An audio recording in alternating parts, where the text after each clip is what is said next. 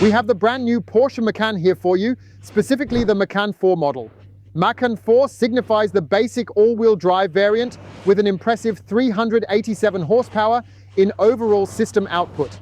We intentionally picked this option to provide you with the opportunity, possibly make a comparison with the Audi Q6 e-tron Quattro, which we presented to you just a few weeks ago. We could also have shown you the Porsche Macan Turbo in its completely fully loaded configuration.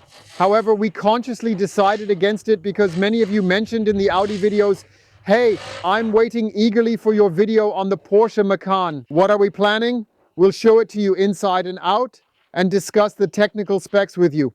I will give you valuable tips for customer configuration, and of course, in the comprehensive driving report, we want to see how it drives in terms of the suspension, how it fares with its equipment, and what you should pay attention to if you happen to order a Porsche Macan for yourselves. There will be an additional video coming up. Therefore, it's really important to check if you're already a member of the Easy Electric community now. If not, we'd love your support through a subscription. The subscription is free. Hit the bell so you don't miss our video with the Porsche Macan 4 on the highway, testing speeds of 100, 120, 140, and 160 kilometers per hour. What his fuel consumption is, plus there's a notable difference from the Audi on the Q6 e-tron, because this is a coupe shape with a drag coefficient of 0.25, which is not bad at all for an SUV. And I would say you definitely shouldn't miss that. But now let's get started with the Porsche Macan 4. And as always, we start from the outside, start from the front. Take a look at the front end of the brand new Porsche Macan. More than 850,000 units were sold of the previous generation Porsche Macan, which was a combustion engine, sold during its time with or without a facelift. Now, the all-electric Macan must fill this gap as the combustion engine version won't be available anymore. I'm curious to find out if he can match those impressive sales figures previously achieved, or perhaps even surpass them significantly. We have an especially elegant silhouette present here, used solely for the daytime running lights. That means we also have two separate headlights here. We already showed you that with the Q6 e-tron, where you have standard LED headlights, also with high beam and low beam functions, or like here, for an extra 1,000 euros, you can have matrix headlights that allow you to illuminate specific areas without blinding oncoming traffic. If you want it in ice blue, you get some blue accents where it's silver now, costing about 500 euros more. Or alternatively, for 500 euros more, you can have it in dark black. I think it's super chic, and especially if you're considering building an all black, like making everything black, then the tinted headlight is obviously awesome too. What I really like is this sleek, high-performance look. It's not just about the impressive performance as one would expect from a Porsche, but it's also about enhancing aerodynamics. That means Porsche has managed to achieve a drag coefficient of 0.25, significantly better than the Q6 e-tron standard. There will also be a Sportback variant available later on. In the base model here, everything is nicely outfitted with hard plastic. Throughout, you can optionally get that painted too. I'll show you later with the turbo. If you're not big fans of fine plastic, I think you also have the option to choose a carbon finish or look. And here the radar sensor is built in, because you naturally have access to several different forms of distance control extending all the way up to Porsche InnoDrive. I will explain the differences to you in detail, why you always hear about Porsche InnoDrive. Think about it in detail later in the driving report. From the side view, especially when Stefan steps back a bit, you can clearly see it's truly a beautifully designed coupe, in my opinion. It is important to know that I'm a bit biased when it comes to Porsche, since I've been an enthusiastic driver of these cars for over 20 years. Currently, I own a new 911 convertible, which naturally adds to my bias. So, if I seem to lean toward Porsche a bit too much at times, please do forgive me. Here we have the glossy high shine appearance. By default, it's finished in a matte black color. You can choose between either a silver aluminum appearance or go for a glossy black finish. I believe it's approximately around 200 euros, Stefan. Yeah, it's all right. It doesn't really make much of a big difference overall. However, if you're into something black and shiny, it's an option worth considering. We've got him here on thick, chunky footwear. Looks like winter tires. The Winter Contact TS 860 tires are installed now. Mid-October is indeed the time to switch with colder weather approaching. In 21 inches, 255/45 R21 in a sleek 5-spoke rotor design, These are actually the 5 spokes, which are also glossy black, high gloss polished. Looks quite stylish. I believe the wheel is also optional as a summer wheel. Yes, it's a matter of taste. I don't know, a typical open spoke wheel like on the Taycan, it certainly has its charm, but it doesn't do much for consumption and aerodynamics. Yes, and it lets more through. Exactly, and we've of course also installed air curtains here. All the technologies that are supposed to ensure this car can be as efficient as possible. Then we have here a distinctive sill trim in a sort of ribbed design. You can also get that optionally painted in exterior color. I believe it's around 500 euros. You can get it for, I believe, around 1,100 euros, also in a carbon look. So you can also swap out the harder plastic for more color or another design. You can also choose to have it in a shiny black finish. This option lets you truly indulge your personal preferences, customizing every part just as you like it. What makes Porsche great is the freedom to customize practically everything to match your personal taste. Certainly, if we take a thorough look at the rear section, then we can clearly observe that it lacks a shark fin in its basic configuration. This means Porsche consistently pulls it off. Even when you check out the 911 Taycans, Panameras, none of them feature a shark fin. So for a little more money, you can effectively get this technology integrated into the vehicle's body and side mirrors. And you always say, well, Ollie, why do you hang around with the shark gang? I'm holding them off just for you since I find them really ugly. You're entitled to your own opinion. And if we're already spending so much on these cars, I think the manufacturers can invest some extra to make them look a bit more appealing. But that's just my personal opinion on this matter. Yes, we do have privacy glazing included with this model. We'll check for thermal insulation glass. Privacy glass, 476 euros. Thermal insulation, I recall, about 1.3, 1.4. And then we have this really beautiful design here with the nearly continuous light strip now present in the parking lights as well as in the low beam. Looks stylish, wouldn't you say? Yeah, it looks fancy. And then we somehow get this here also in matte, right? So that you essentially have it in black. Then we'll also get it in this glacier blue, matching the daytime running lights. So you can really choose how you want it. You can also get it here in the exterior color in glossy black, or remove the lettering entirely, Macan 4. With the turbo, everyone keeps the turbo on because it's obviously a statement, right? At Marker 4, maybe some skip it, right? Yeah, probably. Yeah, otherwise we have a nice rear diffuser design down here. Kind of reminds you of the Taycan in terms of looks. Yes, and it completes the picture. And what we also have here with the coupe, which I think is really cool, is that we don't have any humps for the hinges here. No, because some manufacturers always say, we need these bulges or hinted rear spoilers to hide the hinges of the tailgate. Porsche resolved that in the bodywork design, probably also to generate more revenue. Yeah, probably. I believe you can get the rear wiper as an option, also painted in glossy black. So if someone really wants a rear wiper because they find it necessary, they can choose to have it optionally. Then there's just this dope who's constantly swiping back and forth. Not only does it look a bit ridiculous, but I also think it really offers very little functional advantage. But whoever likes it should have it. And this is, of course, a function of the rear spoiler in different stages, where Porsche provides more downforce, possibly even supporting the braking. Porsche features impressive brakes. We'll test them later. So from this perspective, you've got an additional rear spoiler with a functional aspect integrated, which could indeed add a sleek touch to the overall coupe line design. Yes, and I truly believe the Porsche designer also succeeded in creating a beautiful new Macan. Now the question remains if people will embrace electromobility, right? Absolutely, we really still do that. Otherwise, I think in 2021, last I checked, 88,000 Macans were made. Porsche's top seller. If they don't sell it, Porsche will really feel it economically. I'm curious to see what you guys write. Are you a fan of the electric Macan, or do you think, man, we would have preferred a mixed platform with combustion and electric? In a nutshell, we'll show you the turbo design again. This means you have a standalone hood part design here. Here again, very, very nice with the turbo knit. This is also a color that only the turbo has. Here again in the logo, where the logo is not multicolored, but rather in turbo knit monochrome. You quickly spot a turbo, important as it starts at 114,000 euros, while the Macan base with rear wheel drive is just over 80,000 euros. And for 34 kilos, you kind of expect visual highlights, or absolutely it just looks beefier, it looks stronger. And now let's take another look at the rear section, and for comparison, the rear section again. You see here, basically through the implied air outlets on the left and right, the one-piece rear bottom specialized once more for the turbo. Also, in the diffuser area, it's slightly changed again, meaning you can immediately recognize here that it's a turbo. Again, the color turbo night that occasionally changed on individual sections of the car.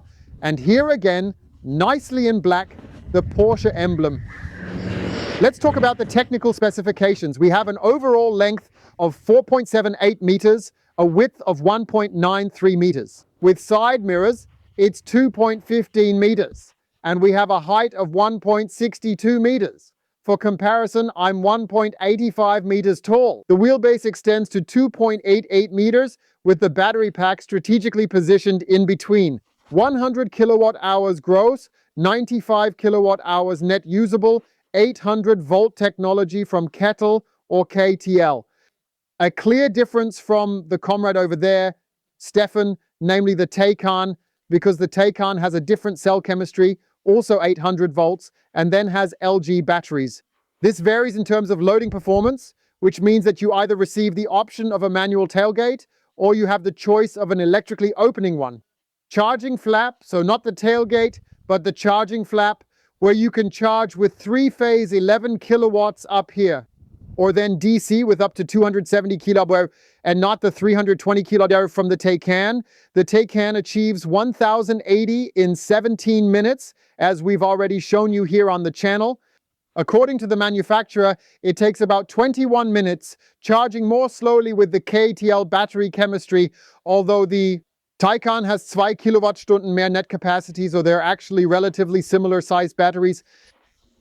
Taycan has über 5 Kilowattstunden more in terms of gross capacity. So in my view, it's not entirely comparable in this aspect. Curb weight, according to EU regulations, is a good 2.4 tons, and we will need to keep an eye on whether this fact becomes evident in the vehicle's performance. When we walk around here, we always have a second charging port, and I think that's really great. Similar to the Taycan, here with the Macan, you basically have an electric flap on the passenger side where you have a Type 2 connection, allowing you to charge at home at the wall box or at a public charging station, conveniently on the right side, with three-phase 11 kilowatt charging. One critique is that we're not currently offered the 22 kilowatt option. Please inform us in the comments if that situation changes. It's kind of a pity, really. It would be quite nice because you could go from being empty to completely full in 5 hours, not in 9 or 10. Considering it from this angle, Porsche certainly seems to be a very strong option to add extra power and boost overall performance. Yes, it starts at a good 80,000 euros for the base Macan. We have the Macan 4 here, starting from a good 84,000 euros with 387 horsepower of system output, plus an overboost in Sport Plus during launch. 300 kilowatt, 488 kilowatt, PS, and 615 Nm torque, testing soon. He's supposed to go from 0 to 100 in 5.2 seconds. We'll measure that with the GPS tracker, right, Stefan? Max speed is 220 kilometers per hour. The turbo reaches 260 and 0 to 100 in 3.3 seconds. Top model begins at 114,000. We also want to test top speed after checking usage with a charging test to feel how it drives with to drive an electric SUV coupe that fast. Porsche has always understood how to utilize every construction space accordingly. You have the opportunity to swipe through here if he indeed has the comfort access feature enabled. That's why the car, since he opened it, so look, now it works. Look. Simply make sure to type it in accurately. After that, it's spring-loaded with the hood vents and simply opens effortlessly on its own. That's quite a story. We've got a volume of 84 liters here. That's quite a lot, which you can later add to the trunk volume because a large suitcase can fit in here, or maybe even a carry-on suitcase. You can store charging cables and various items in here.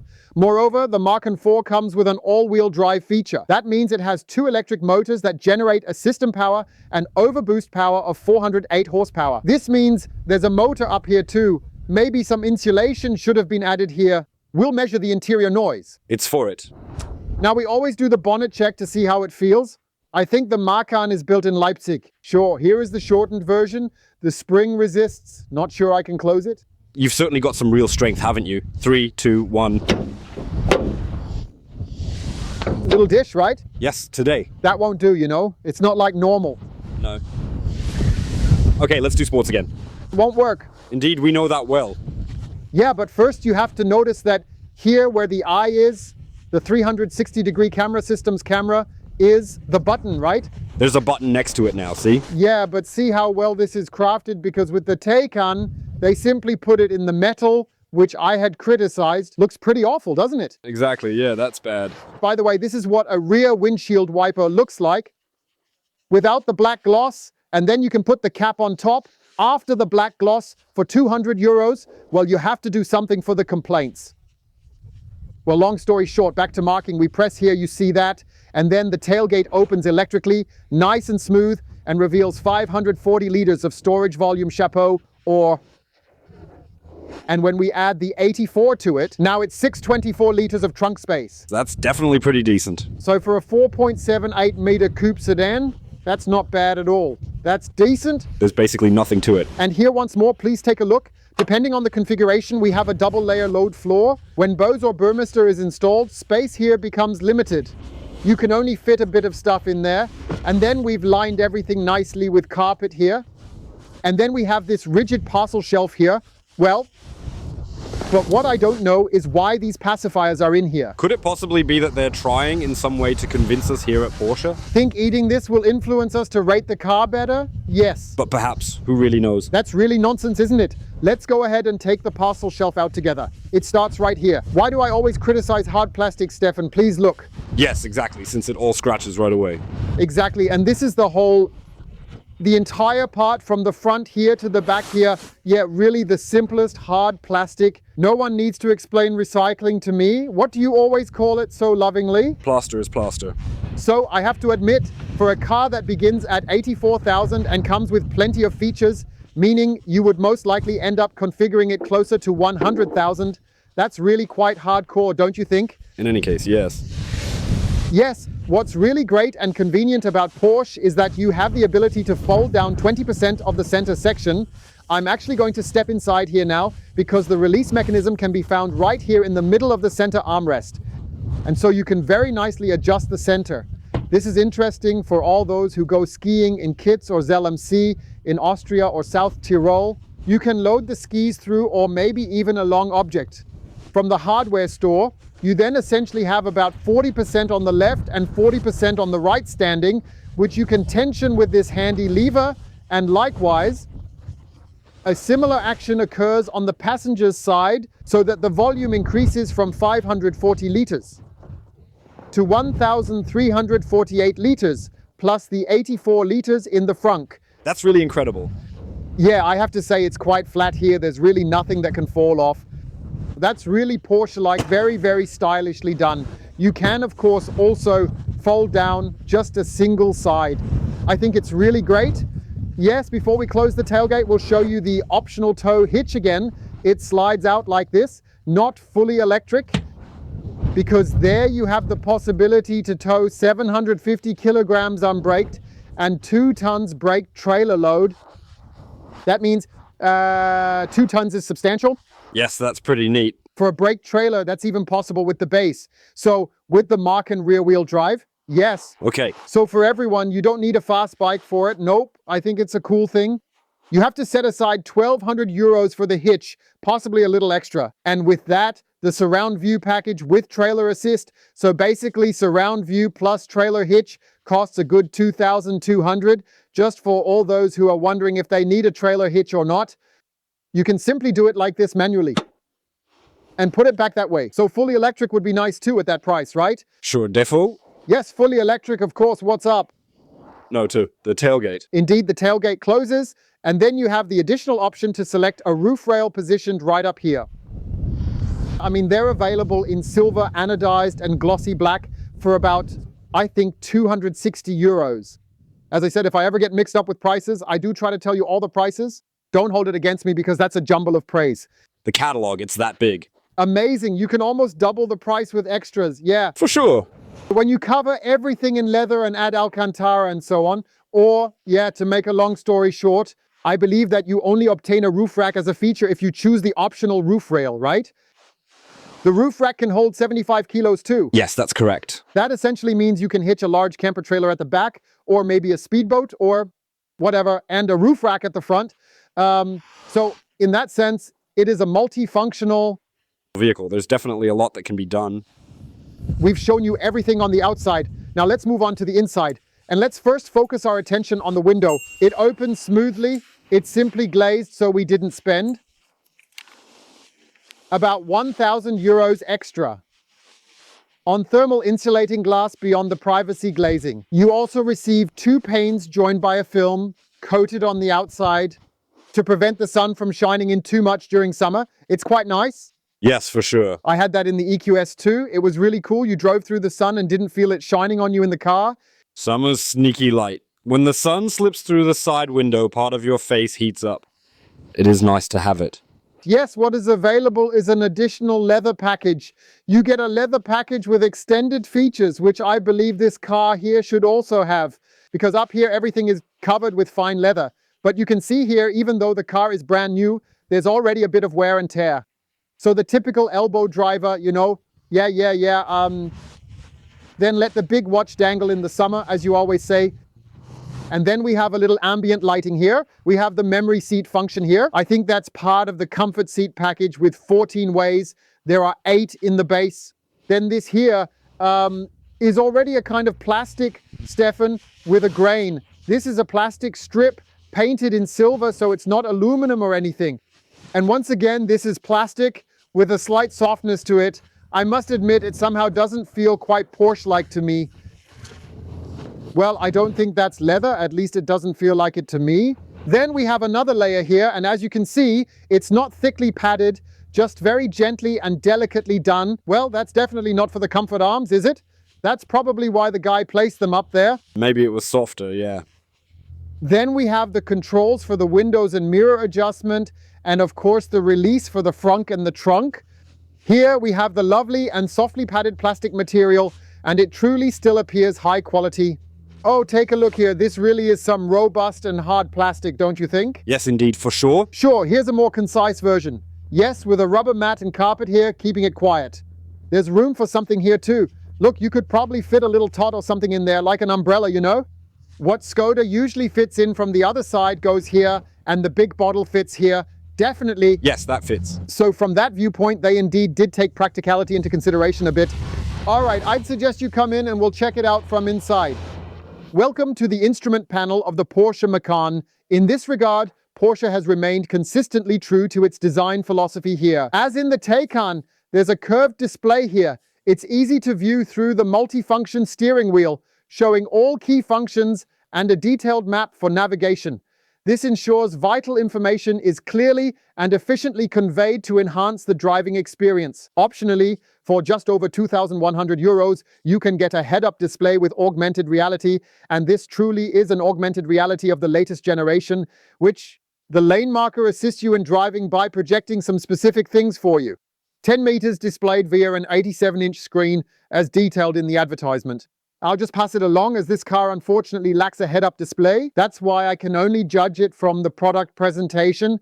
If you have experience with it, feel free to write in the comments whether it's worth 2 kilos. Yes, we have an electric steering wheel adjustment for distance and height here. And then we typically have nicely soft, nicely padded again, a 3-spoke sports steering wheel. I find the design chic. It's optionally in the GT variant. Then here with small screws, it's also quite nice. You can get it with carbon, without carbon, in different versions. You also get everything here in race tags. Race tags is essentially the name Porsche uses for Alcantara. Therefore, it comes in a variety of functions. We have the turn signal lever, we have the wiper lever, and down here we have the control for the adaptive cruise control, or the Porsche IndoDrive, or in the base version, the regular cruise control. Done well, hats off to Porsche. At 84 kilograms, it's a cruise control. Here we have the start-stop button, together with the power button and also the drive mode selector that features a park function similar to that in the Taycan. Then we have here taken on 10.9 inches, also with the latest tiles, where you're also nicely open to later add additional apps and features. Porsche is now also taking the open source route so that more systems can be added, so-called apps. Later, even for streaming, YouTube is included, so you can definitely watch our videos during the charging break. Already, Reason to purchase, or if you then happen to have... if you decide to spend an extra 1,400 euros for the passenger, you'll get a 10.9-inch display right here. And while driving, there's basically a film over it so I can't see it, and you can calmly rewatch our videos. Sure. Then through a Bluetooth headset, or I think even through the speaker system. So pretty nice, right? Yeah, we've got manual air vents here. Then we've got a compartment here you can open. Nicely soft, but... Yeah, I think you really don't need to say anything else. And now, to be honest, I'm sitting here in a Porsche, and I've been driving Porsches for well over 20 years. And with what the car does well, and really having all the controls and buttons with nice click, click, click sounds, I'll show you, with tick, tick, tick sounds, with a haptic function. You can't just put some plastic here. Nah, but you can probably have it optionally covered in leather somehow or something.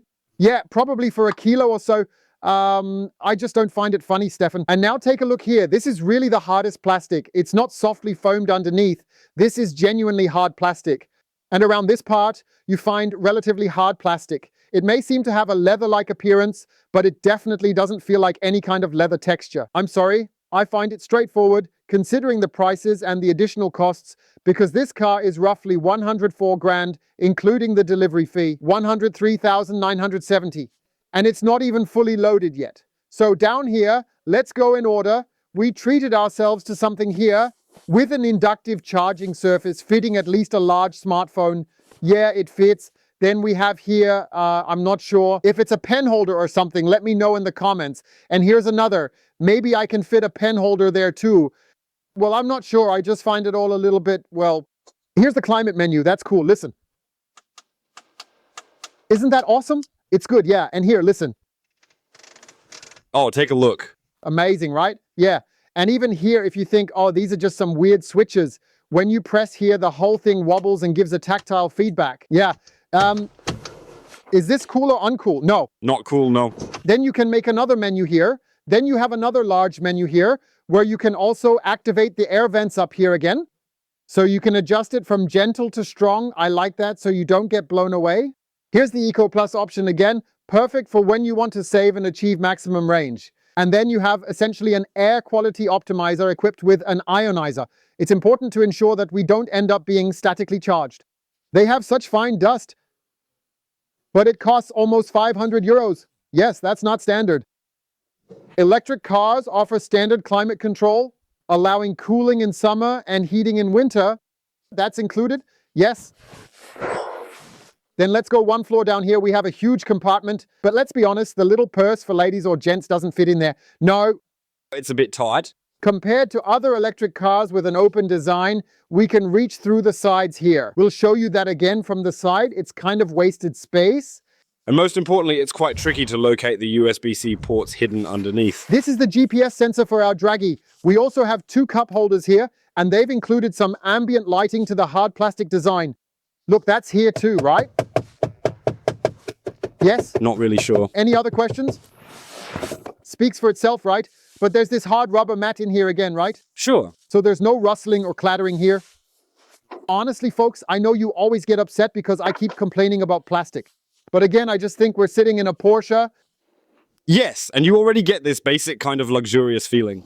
Plus, I've got this comfortable center armrest right here in the car. There's this synthetic leather covering here once more, and it really doesn't feel particularly soft. Look, it's not really well padded. Everything is so hard padded. Sport car. Guess you could be glad I'm just a bit obese with my 99.9 kilos. You mean... Do you have a little more skin? Yeah, a bit of fat. But if you're hitting bone on this hard plastic, yeah, that hurts. Well, I told you. Look, nicely lined with carpet here, and then another storage compartment. Let's say about 1.5 fists deep, maybe roughly. Yeah, and then there must be 2 USB-C ports back there somewhere. Yes? Exactly. Like I said, it was a real hassle getting there. And 12 forest connections I've got with me right now. I just stuck my finger in there because there was no cap on it. No. Wasn't any either. Yes, then you can optionally get for 1,680 bells, I believe it was. First, this beautiful panoramic glass sunroof here. That's obviously awesome to let the breezy 17 degrees that are expected today in Magdeburg in and out of here. I find that quite chic. You can also open and close it accordingly. And then for the price, Porsche also provides a nice solid blind. Sleek. And it's super important, this blind, so you don't end up having a hot plate effect in the summer at 35 degrees in sunshine. Yes, Hakati. Yeah, sure. But then there are some who write in the comments, yes, there's some kind of coating applied, some kind of film or etching in the glass. You wouldn't feel that. Well, I can certainly make the firm claim to the contrary. In the Audi e-tron GT, we felt it. In the Tesla Model S Performance, we felt it. And in the Mercedes EQS without a sunshade, right? Yeah. So in the other subjects we drove where it was so hot, we always felt it too. Please feel free to clarify what you mean, but somehow we weren't quite able to effectively determine or regulate it. Yes, then there's obviously the black headliner here. Optionally also race tags, meaning Alcantara. And you can get the 4 handles of happiness to hold on to for, I believe, 833 euros, either in leather or Alcantara. Good. I would surely go for that. Absolutely sure. So when doing the Fear Grip, feel confident. Leathering and race ticks, you can pretty much find almost everything here, right? The view through the side shows you again what I mean. Everything here is kind of rigid, as if there were gears sitting there. You don't really utilize that space here. At most, I find the room to maybe put a few additional things there. Tell us in the comments your thoughts. Do you need the space or not? Is it fancy or not then? I'm sitting here quite ergonomically. But look, because it flares out like this, it kind of reminds me of a Polestar 2, you know? Yes? Or depending on the seating position, you might hit it with your knee while driving. So please make sure to try this out with a seating test as well. Down here, we have a very nice large glove compartment, also lined with felt again. Then here, very nicely with a pen holder. That's another nice high quality plastic here. Almost feels like a faux leather upholstery. That's really nicely done here too. You also get, I think, some decorative inlays inside the interior. Then again with, I don't know, here carbonara, wood, optics, aluminum painted in exterior color. That's always the standard with Porsche. Then we have, I believe, the 14-way seats here, if I can see that correctly. They skipped the Porsche badge at 103,970 euros. A must-have, right? For sure. Sure, it costs 300 bucks more for the front and 400 for the back. But a Porsche driver without a Porsche emblem isn't right, is it? Absolutely not, no way. I wouldn't buy it. Driven a Porsche for over 20 years without my crest on it. I definitely wouldn't splurge on headrests, right? Sure. Nice comfort feature. Then here the shoulder pads, the lumbar support here, a proper thigh rest down here, and then you should be able to extend it electrically here. Precisely, there's an electrical function at the front here. Then there are 14 different ways available to adjust and extend the seat surface accordingly. And that's a truly excellent feature for all the individuals who stand taller than the average person. What we don't need to talk about here is hard plastic. Although I believe you can also leather the B-pillar down to the door sill trims or cover them with Alcantara. But the downside is that when you do this, not only do you lose a lot of money, but you also always have entry marks. That means those who tap over with their foot, women with their pumps, men with their sneakers or leather soles, that creates scratches. When you've put 1.4 kilos or so into it, it's quite bitter. Better to replace a strip at Porsche for 500 euros. Indeed. If it's enough. Yes, otherwise I have to say I have a nice ergonomics here. I might have wished that the center armrest could be adjusted a bit here, but otherwise with my height of 1.85 m, I'm sitting here quite comfortably, and I would say, let's take a look at the back seat.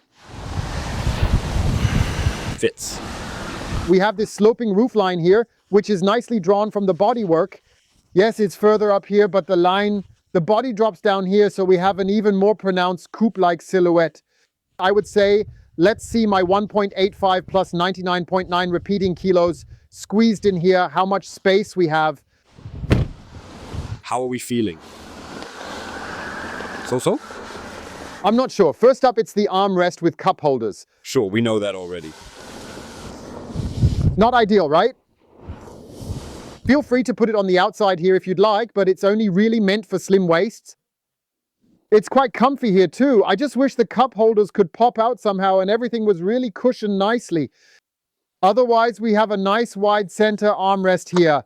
I showed you the pass-through accordingly. Yeah, otherwise I've got about a fist of space here when the front seat is adjusted to the B-pillar position. But you also have swinging over, Stefan, a somewhat restricted front area. Yeah, that's not quite as comfortable, I believe. So that means the Macan, measuring 4.78 meters, seems like it offers less space than an ID4, wouldn't you say? Or a Skoda Enyaq? Except that it obviously costs a whole lot more. Standard on board are driver and passenger side child ISOFIX mounts. Stefan planned to give you a tip for the passenger seat, but he missed it again. Yes, but we currently don't have any, though we can optionally purchase them. That means we can get a third child ISOFIX seat mount for the passenger seat for about 178 euros and some change, I believe. For those who value it, I think it's worth the money. If you come over here to me, we've got another option here, I believe, for 900 something euros. A 4-zone climate control system is available. I strongly advise going for that option, as it allows every single seat to choose its own preferred temperature setting. I think you can also optionally get rear seat heating on the outer rear seats for, I believe, around 400 euros more. You don't have the car here for 103,000 euros either. There's a nice compartment, 2 USB-C ports, and leather detailing from the leather package. And here in the center, there's a tough plastic material. However, I think, and I don't really want to test it with my fingernails right now, it appears to be quite resistant to scratches overall. Well, if you have kids around, they'll definitely show if it's scratch resistant or not. There's a handy net here, and furthermore, you can also choose an optional leather package to cover the entire rear seat in fine leather, but that is probably also suboptimal with children. Yes, otherwise we have here again, very, very nice. What I always criticize in cheaper cars, I should actually be freaking out now. Yeah, actually, yeah. I mean, for 104,000 here, just the toughest plastic. So if anyone tries to tell me that it doesn't rattle on cobblestones, yeah. And above all, you don't even have any protection behind here. Or some kind of small recess where you could stick it in, like we've seen with other vehicles. Let's be honest here, my dear friends, Porsche colleagues. You are creating a truly remarkable car. We'll soon find out how much it consumes and if the range is right. Couldn't they at least use a soft plastic there? Sure. Is there any way to perhaps choose a faux leather or a material that looks a bit nicer and more appealing? Surely it can't possibly cost that much money for such a small area here, right? Dunno, yeah.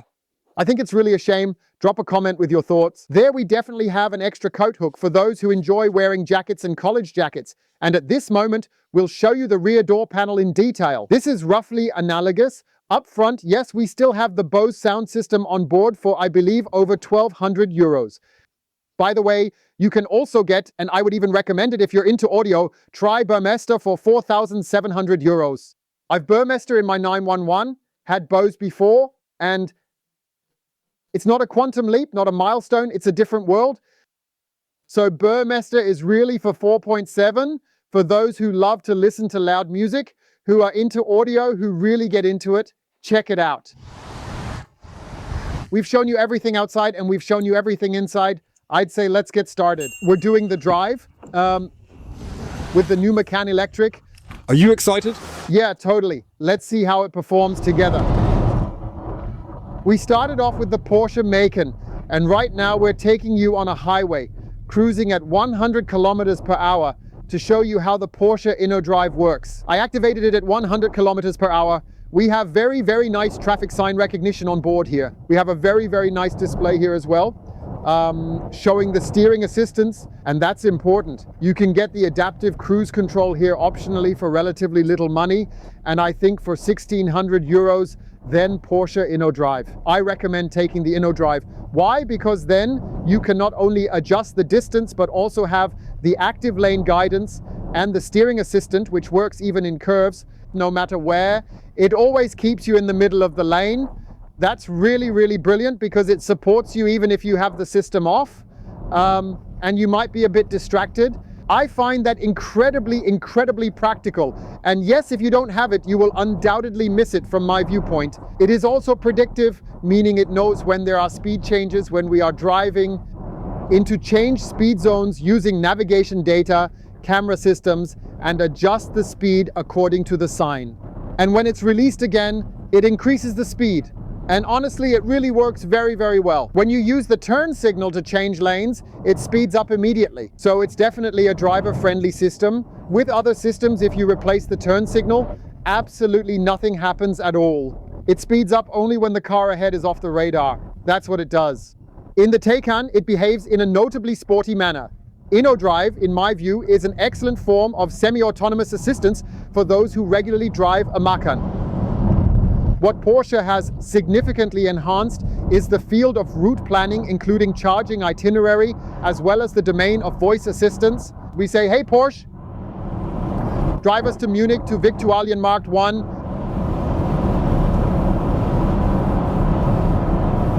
To Viktualienmarkt 1, start navigation.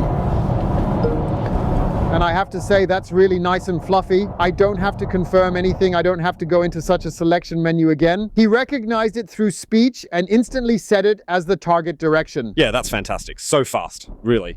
Correct. He's making a charging plan now. He knows he can charge up to 270 kilowatts. Of course, you also have various filters here where you can set the SoC you want to arrive with and also where you want to charge. So I believe Porsche has made quite a positive change here.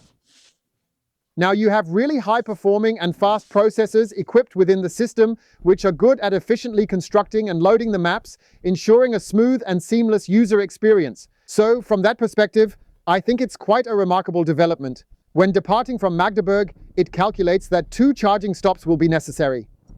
And of course, you can also adjust the direction here as needed and suitably. I think that's a cool system, Stefan, right? Absolutely.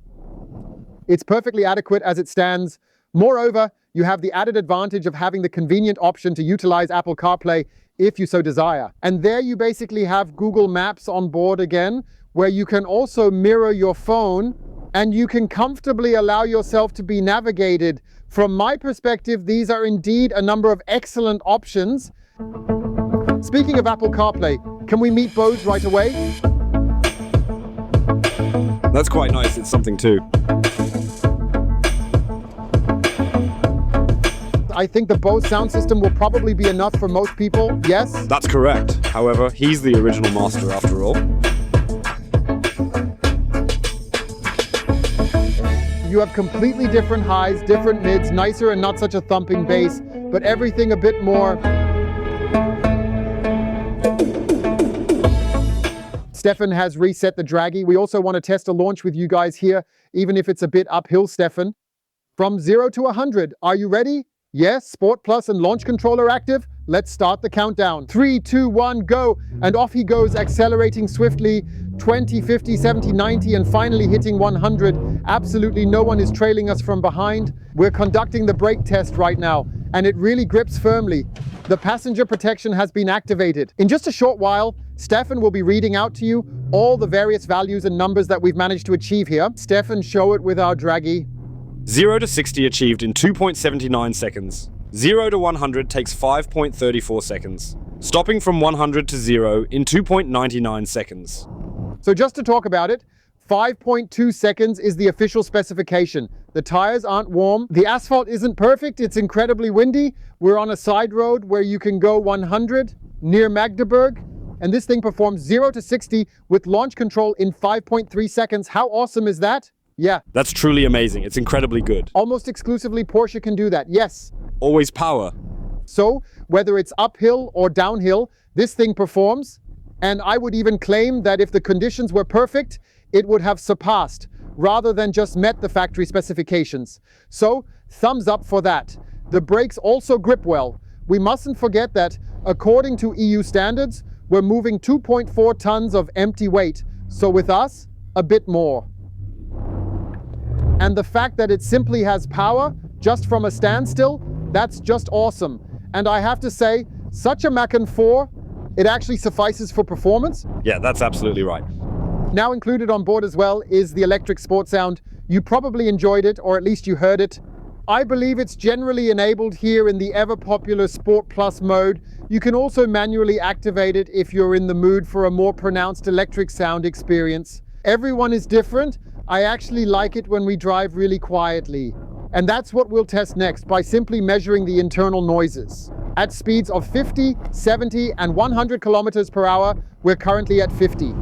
The sound level clocks in at 59 to 60 decibels, which honestly isn't a very impressive outcome. Given what we anticipated, it's quite surprising, as we expected quieter levels inside the car, perhaps with less ambient noise. It also comes with a VW ID.3. I'm quite surprised. Let's try 70 km/h.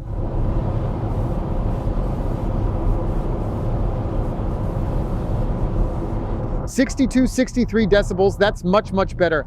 The ID.3 had 70 decibels, so the Porsche is significantly quieter. At 100, driving 100 kilometers per hour.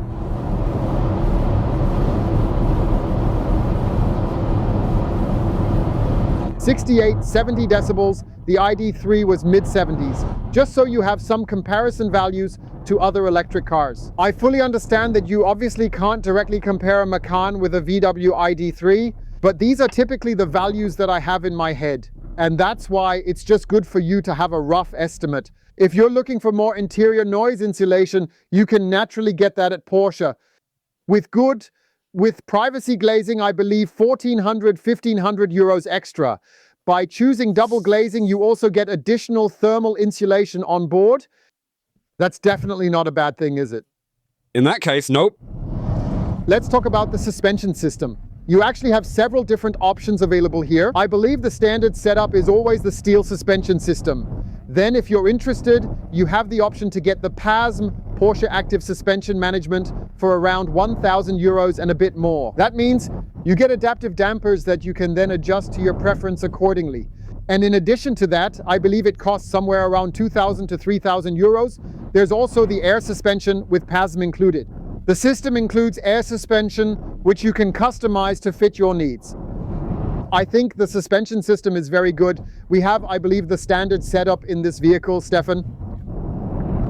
And that's what makes for nice direct steering. We have hardly any body roll when we stay within the lane, and it beautifully captures that classic Porsche feel. It's truly vital for brands like this to always stay true to their original roots. And that's genuinely an excellent story indeed, that you have a sporty and firm, yet in my opinion also really quite a comfortable suspension setup here. If you're looking for a wider range, as mentioned earlier, you can opt to add PASM in the next upgrade stage, ideal for anyone wanting flexibility in adjusting to maximum comfort settings.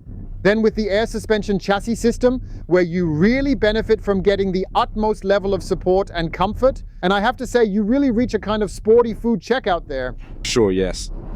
So in recent years, Porsche has really shown, especially in the area of air suspension, up to the active ride chassis in the Taycan and Panamera, that they can do chassis excellence. Stefan, can you share what your hopometer is indicating in terms of the level of seat comfort and overall travel comfort for that particular point? Yeah, I think the seats are kind of Porsche-like here. They're a bit firmer, I find, but not uncomfortable. You have good lateral support here, and you also have good thigh support. The 14-way seats are really something else. You can customize everything however you want. Yes, I agree about the suspension. It has that typical Porsche tuning, I think. Absolutely comfortable. It's really quite enjoyable. In a vehicle that measures 4.78 meters, what's crucial is definitely the assistance provided with parking. And I believe that the rear view camera is now always included as standard equipment. That wasn't always the situation. In past times, it even required an additional charge. In any case, you can then opt to add the surround view feature with the 360-degree camera system option. Surprising it's absent here since he had the trailer hitch. And for the trailer hitch, it was somehow included as a must-have. But he basically has here only the rear view camera with guidelines. That means we don't have a front camera here. Here's the support for the coupling if you want to see that. You have the option to clean the camera here with the cleaning button. Optionally, there's the possibility to get a 360-degree camera available for an additional charge. As for the front camera, we have it. I believe I've even seen it earlier on. I'm not entirely sure though. In any case, there are many things available at Porsche as well. On demand, that means you should talk to your Porsche specialist dealer at one of the, I believe, over 90 Porsche centers in Germany. You can add many features later that you don't configure at the start. This started with the Taycan, where you could also retrofit features like adaptive cruise control or InnoDrive, book keyless entry afterwards, and probably today even surround view and other things. Porsche is smart by essentially equipping cars with most options, and then it just depends on which boxes you tick on the long option list. If you decide to activate it at a later time, it could actually be advantageous. So one should check if it's cheaper to buy everything through leasing, financing, or purchase price, or if you then essentially rent it monthly afterward. It's likely you can buy it afterwards too. Therefore, you should really take a thorough look at what the better option for you might be. We show you the turning circle here of the Macan. It's stated at 12.10 meters as standard. You have the option to get rear axle steering with 5 degrees. I believe it's available for just about 1,800 euros, where you can likely reduce the turning circle significantly, probably by around half a meter or so. But what also greatly enhances driving agility is that depending on the speed, it either steers along or in the opposite direction to achieve even more. Getting performance into the Macan, let's come to an interim conclusion with the Porsche Macan, because we still want to check the travel comfort on the highway with you in a second video on the consumption drive and the charging check. We will analyze the top speed, consumption, and the charging efficiency, and as a first initial step, we will go ahead and lock the vehicle. Chassis great, handling great, seating position very good, seats also good. You noticed it with Stefan's budometer. The assistance systems do what they're supposed to do. They work and do what I think they should in 2024. Support us semi-autonomously, sensibly, and reliably with good sign recognition. Otherwise, I think it's a solid car, which at 80,000 euros also has a high price. Let's say it charges from 10 to 80% in 21 minutes. That's a top value for a 100 kilowatt hour battery. Let's assume it boasts efficient consumption and offers ranges close to the targeted WLTP values with approximately 600 to 700 kilometers depending on the engine setup. Allow it to be realistic, perhaps reaching 400 to 500 kilometers, and that would still be a fantastic value. Yes, certainly. And you have a nice modern coupe line. The only thing that might, I think, bother some people, that's partly the material mix. Like here, look, the piano finish here, all these touch surfaces from previous users, everything's so dusty. From my perspective, they could have opted for a different material in certain places. I also think that the car might have a bit too much hard plastic in some places. But as I said, that's just my personal opinion. Feel free to share yours in the comments. And yeah, otherwise you see, when you configure it normally, you can always have around 15 to 20.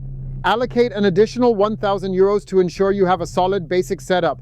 And then with 100,000, he's already quite ambitious. It's decent, yeah. So I think in the competitive market, there may not be a Porsche, but there are vehicles that might even be bigger and offer more features just without a badge, right? Well, and that's the end of the first video. As mentioned, there'll be a second video on the consumption path and charging check in a few days. That's why I'd ask you to check if you're part of the einfach Electric community. If not, we'd be delighted if you could support us with your free subscription, ring the little bells, and then you won't miss the consumption drive with the charging check from the Porsche Macan. Thanks a lot for watching. Stay healthy and see you soon. Yours, Ollie, you, Stefan. It's simply incredible. No shark fin. There's no rear wiper. That's indeed debatable, as there are some people who genuinely wish for a rear wiper. I must express he's truly quite stylish indeed. It's sleek and elegant, looking good at the back with a chic style. The thing is definitely a statement, and if we're already spending a lot on electric cars of this size, with this power, like 408 horsepower in overboost, then I think I would almost be inclined to suggest, let's opt for a basic model with the necessary features included for a much more attractive and favorable lease rate. What's the cost? I'd guess maybe 700, yes, 800 euros. I think I'd be a Macan type, right? What do you think? Yeah, definitely.